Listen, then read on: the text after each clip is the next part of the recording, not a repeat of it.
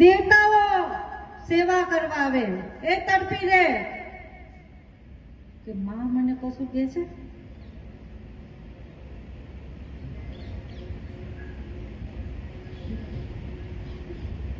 જ્યારે મહેતાજીને હોડી લખીને આપી તો મહેતાએ વાંચી નથી અને ઠાકોરજી આગળ મૂકી દીધી. મહેતાજીને હોડી લખીને આપી, મેમેડું ભરવાનું છે આટલું. ઓહો, દાસી પેલી હોય ને ઘરમાં, એને કેવું કે વડસાસુ, એને તે એવું લખી દીધું કે લખી દો સોનાની 4 ઈંટો, આટલી વસ્તુઓ જોઈએ, આટલી પહેરાવણી જોઈએ. પણ મહેતાજીની કન તો કશું હતું નહીં. છતાંય લખે છે, લખો કાગળ, એનું નાક કપાય, એની આબરૂ જાય. પણ ના જાય એની આબરૂ, મહારાજ ના જાય. કારણ કે જેનું ભજન કરે છે એને તો એ શું કરે? એની સેવા કરે. એ તડપતો હોય, એ ઠાકોરજી એની સેવા કરવા તડપતો હોય, એને કેવું ના પડે. મહેતાજીએ ઠાકોરજીની આગળ ચિઠ્ઠી મૂકી દીધી અને પેલાને મહેતાજી કરીને બનીને જવું પડ્યું, ગાળા ભરીને જવું પડ્યું જુનાગઢમાં. અને બધી વસ્તુ ઝાંખીથી એનાથી વિશેષ મળી. આ મારું કાર્ય નહીં ભાઈ, મારું કાર્ય નથી, ગુરુ મહારાજનું છે. ગુરુ મહારાજ કરે. કેવા સેવા વધારે આવીને મળી જાય છે. માતાજી જે કામ હોય કહેજો, શું હજુ જોઈએ છે મને કહેજો. કોઈ દિવસ જોયેલા ના હોય, આવે એના કાર્ય હોય, એમાં પણ સદભાગી બનો, તમારો બેડો પાર થઈ જાય. તો ગુરુજી આજે કાસોડ છોડી અને જડેશ્વર નર્મદા તીર્થે મોટું તીર્થ બનાવ્યું અને એને એમને એટલું કીધું કે સેવા પરિક્રમા વાસણની સેવા કરો. નર્મદા કિનાર કઈ મળે બાપા? તમારો કોઈ કાર્ય ના થાય, કોઈ એ ના થાય ને તો અહીં ટાઈમ દીવા મૂકવા આવો, તમારો ભાવ પાર થઈ જશે. કશું કરવાની જરૂર નથી. ખાલી 3 દીવાથી મારી જી જાય છે. 3 દીવાથી સંકલ્પ કરો. 2 વ્યક્તિ આયા, માતાજી લોન પાસ નથી થતી, મેં કહ્યું દીવા મૂકો માની ગોદમાં, અને લોન પાસ થઈ ગઈ, ઘર થઈ ગયું. પછી માતાજી કોને શું કહું? તમારો સંકલ્પ પૂરો કરો. માને કહું કે હું 1 વર્ષ લગીને આવીશ, તો 1 વર્ષ લગીને આવવું જોઈએ. કામ પતી જાય તો વચ્ચે મને ભૂલાય નહીં બા, ના ભૂલાય એને. મારી માં એટલું આપનારી છે, તમે મૂકી તો જુઓ. એને મેં દુઃખા મારવાની જરૂર નથી. ખાલી એને વંદન કરો, ખાલી એના દર્શનથી તમારા જન્મના પાપ બનીને ભસ્મ થઈ જાય છે. આ એવી નર્મદા છે ને એવા તીર્થ પર આપણે બેઠા છે. ખાલી દર્શનથી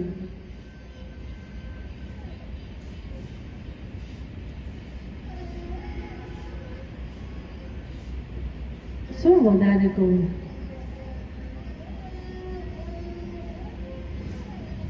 હું તો એટલી પાગલ ગુરુજી પાછળ, બીજા કોઈની પાછળ નહીં, ગુરુ પાછળ. હવે નમામિ દેવી નર્મદે તદીયા પાંજ પંકજં નમામિ દેવી નર્મદે નમામિ દેવી નર્મદે નમામિ દેવી નર્મદે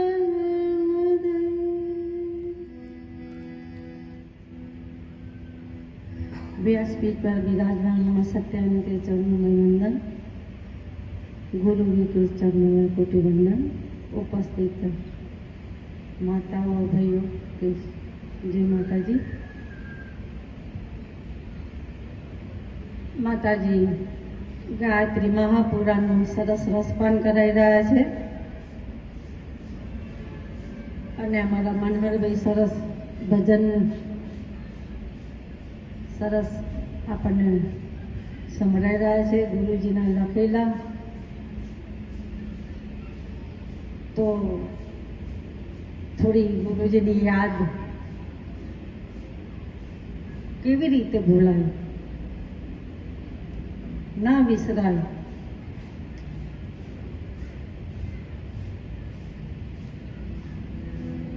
ગુરુ વિના બધું સોનું સોનું લાગે।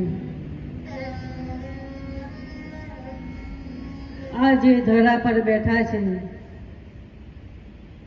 ગુરુજીને નર્મદાનો બહુ માને માનતા।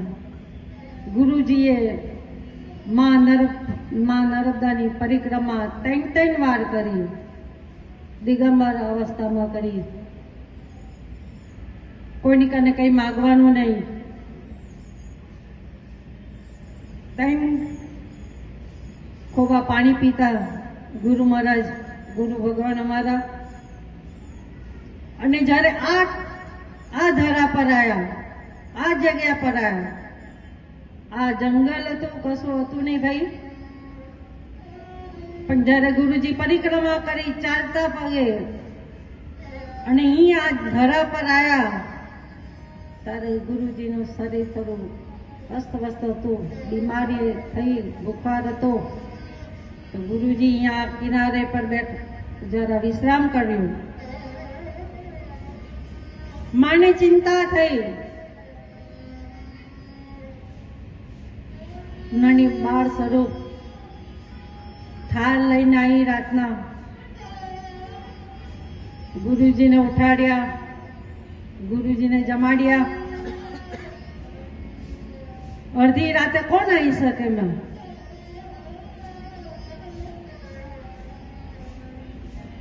ગુરુજીએ કીધું એવું નહીં, તારે મને દર્શન આપવા હોય તો પ્રકટ થા। આ ધરા પર માં નર્મદાનો સાક્ષાત્કાર થયો, સપ્ત ઋષિનો સાક્ષાત્કાર થયો। માને પ્રાર્થના કરી કે તું આશીર્વાદ આપ। જે જગ્યા પર અનુભૂતિ થઈ એ જગા મળે। અને જંગલમાં મંગલ કર્યું ગુરુ મહારાજે, ગુરુ ભગવાને આ જગ્યા પર। આ એક તીર્થ પર બેઠા છે આપણે। ગુરુજી એમને બેહાડી દીધા, એમને સપનું આવ્યું બેહાડી દીધા, સપ્ત ઋષિને માને એમને બેસાડી દીધા ના। પરિક્રમા કરી 3 વાર કરી, દિગંબર અવસ્થા, માના દર્શન થયા, પ્રત્યક્ષ થયા। આ સ્વયંભૂ નર્મદેશ્વર મહાદેવ છે, આ શિવજી। માતાઓ, આપણે નર્મદા કિનારે રહીએ છીએ। નર્મદા પુંડરીકના માટે એના માતા પિતા જ ભગવાન હતા।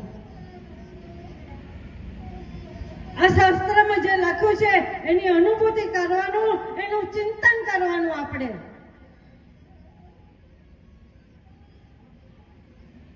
તમારા જીવનમાં કોઈ નિયમ નથી, તે જીવન પશુ સમાન છે તમારું।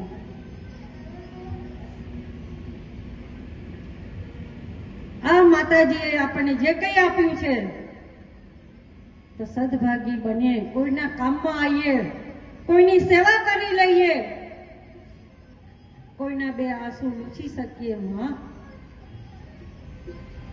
ભૂખ્યાને રોટલો આપીએ। નેગેટિવ નહીં વિચારવાનું ના,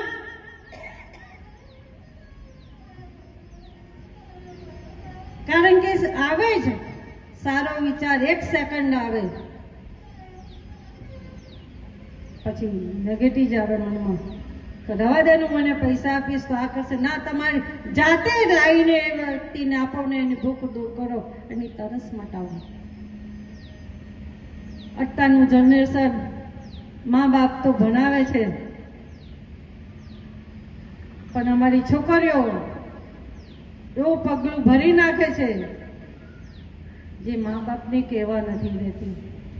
20 વર્ષ 25 વર્ષ મા બાપે જે છોકરીને મોટી કરી અને એ જ્યારે પગલું ભરી નાખે, છાનામાના રજીસ્ટર કરે, લવ મેરેજ કરી નાખે ને એ ખબર પડે મા બાપને, તે એ માને એ બાપને કેટલી આતડી ભરે ને કેટલું દુઃખ થાય.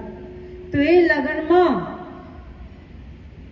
જે છોકરીએ એવું કર્યું હોય એ છોકરી ક્યારેય સુખી થતી નથી. મારી માતાઓ, મારી બહેનો નથી સુખી થતી, કારણ કે એને ભગવાન જેવા બે મા બાપ હતા. એની આત્મા બહુ દુભાઈ, એને એ ક્યારે સુખી ના થાય. અગર તમારે લગ્ન કોઈ છોકરો પસંદ આવી ગયો હોય તો મમ્મી પપ્પાને પહેલા જાણ કરો કે મમ્મી મને આ છોકરો પસંદ છે, મારે એની જોડે લગ્ન કરવા છે. મા બાપને કોઈ વાતથી અંજાન ના રાખો. મા બાપની જોડે એક વાત શેર કરતા શીખો. મા બાપને અંધારામાં ના રાખશો. એ ભગવાનનું સ્વરૂપ છે, કારણ કે મા બાપે તમને પૂરો વિશ્વાસ મૂકી દીધો છે તમારી પર.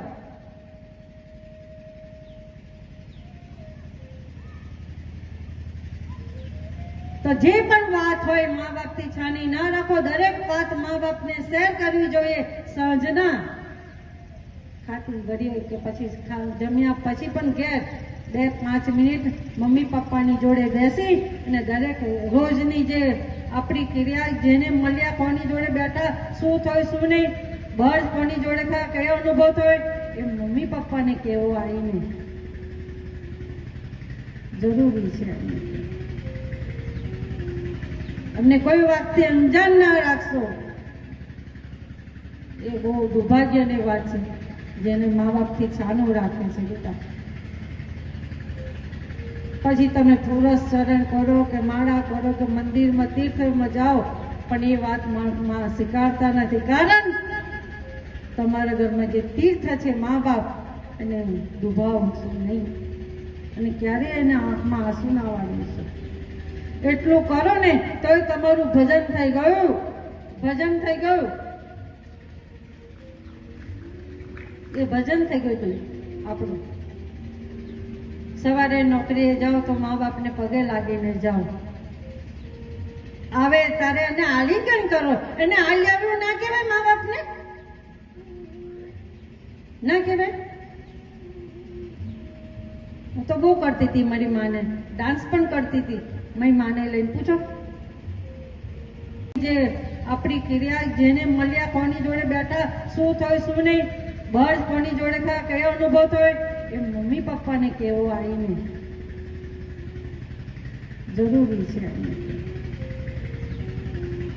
અમને કોઈ વાતથી અંજાન ના રાખશો. એ બહુ દુર્ભાગ્યની વાત છે જેને મા બાપથી છાનું રાખે છે. બેટા પછી તમે તુલસ ચરણ કરો કે માળા કરો કે મંદિરમાં તીર્થમાં જાઓ, પણ એ વાત માં સ્વીકારતા નથી, કારણ તમારા ઘરમાં જે તીર્થ છે મા બાપ એને દુભાવશો નહીં અને ક્યારેય એના આંખમાં આંસુ ના વાળીશો. એટલું કરો ને તોય તમારું ભજન થઈ ગયું. ભજન થઈ ગયું, એ ભજન થઈ ગયું. તું આપણું સવારે નોકરીએ જાઓ તો મા બાપને પગે લાગીને જાઓ. આવે ત્યારે એને આલિંગન કરો. એને આલ્યાવ્યું ના કહેવાય મા બાપને? ના કહેવાય? હું તો બહુ કરતી હતી મારી માને, ડાન્સ પણ કરતી હતી. મારી માને લઈને પૂછો, હું નહીં કરું તો કોણ કરશે? પહેલો પ્યારના હકદાર તો મા બાપ છે, પછી બીજા. મા બાપની જોડે મળીએ ને આલિંગન કરીએ. માને કહે કે માં તું બેસ, આજે હું ચા બનાવીને તને પીવડાવું છું. માં ઓહો, તો માની તો છાતી ગદગદ થઈ જાય. માના વાત્સલ્યનો પાર ના રહે. એક વાત કહું છોકરાઓ, અત્યારે જે બેઠા છે એમને, અત્યારે કોઈ મફતમાં આશીર્વાદ નથી આપતું બેટા, જે મા બાપ આપે છે. સવારમાં ઉઠીને દિવસમાં રોજ મા બાપ આશીર્વાદ આપતા હશે. ભગવાનની કને માગી માગી અને છોકરાઓને જ અર્પણ કરે. ભગવાનની કને માગી માગીને ભગવાનની જોડે લડી પણ લે અને પછી છોકરાઓને જ આપી દે. એ એના માટે કઈ ના રાખે. માં તો કશું રાખે જ નહીં. માં તો કે તું મને ગમે તેટલું કર, પણ મારા છોકરાને દુઃખ ના આપીશ. એ ભગવાનને આંખ બતાવે. શું વાત કરું તમારા માટે. માયો એવી હોય બેટા, એ તીર્થ છે આપણા માટે.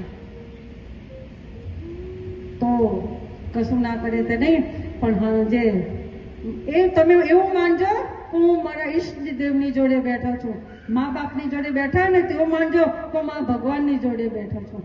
મા ભગવાન સ્વયં ખાઈ રહ્યા છે, મા ભગવાન જાતે ચા પી રહ્યા છે. તો તમે શેમાં ભગવાન જોશો? એમાં તો ભગવાન જોવાના છે. પહેલા મા બાપ ભગવાન આપણા, પછી ગુરુ, પછી બધા. અમારા હાથમાં તો બધું છે ને રહી ગયું. મારા હાથમાંથી કોઈ ના ગયું. એનું ગમ છે.